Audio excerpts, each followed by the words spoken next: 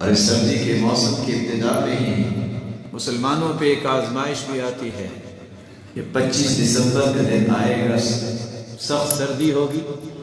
وہ لوگ جن کو عیسائی کہتے ہیں، نان بلیورز ہیں، مسلمان نہیں ہیں، وہ اللہ عز و جلال کو گالیاں بھی دیں گے اس اعتبار سے، اور سیدنا عیسیٰ علیہ السلام کے بارے میں نازیبا الفاظ بھی بولتے ہیں، لکھتے بھی ہیں۔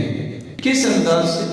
آپ گاڈ اسپیل کو اٹھائیے، قرآن نے تو یہ کہا ہے وَأَنزَلْنَا التَّوْرَاةَ وَالْإِنْجِيلَ، ہم نے تورات اتاری اور انجیل اتاری، ایک تورات اور ایک انجیل۔ لیکن آج متی، یوحنا، مرقس، لوقا، یہ ساری کی ساری انجیلیں کہاں سے آ گئی؟ اللہ تو فرماتے ہیں ایک انجیل اتاری اور ایک تورات اتاری، اور پھر ہم نے لکھا کیا ہے؟ یسوع بن یوسف النجار، اور کرتے کرتے من سلالۃ آل داؤد۔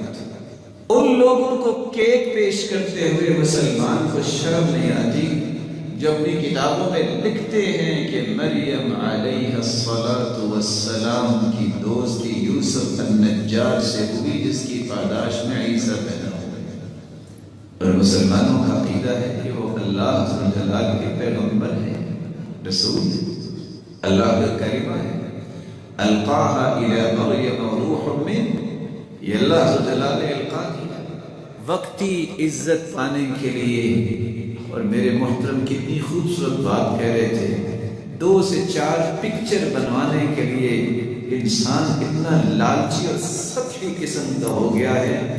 عیسائی برادری کو بھی کیک پیش کرتے ہوئے اپنی پکچر بنوا رہا ہوتا ہے کہ مسیحی برادری کو میں کیک ان کی خوشی میں پیش کر رہا ہوں۔ اور سیدنا عمر رضی اللہ تعالیٰ عنہ کہا کرتے تھے، جو غیر مسلم کی خوشی میں اور عید میں انڈا لے کے جاتا ہے وہ اتنا ہی کافر ہے جتنا کافر ہے۔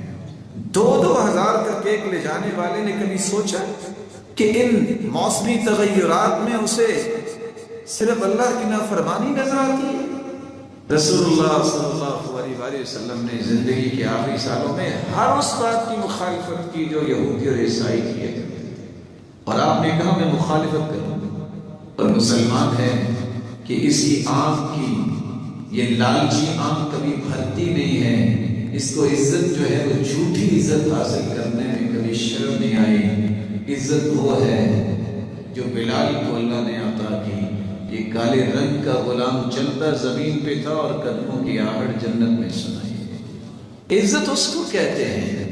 حارث بن نعمان قرآن کی تلاوت زمین پہ کرتے ہیں اور اس کی تلاوت سے جنتی محظوظ ہو گئے۔ اللہ ایسے طریقوں سے عزت حاصل کرنے کی ہمیں توفیق عطا فرمائے۔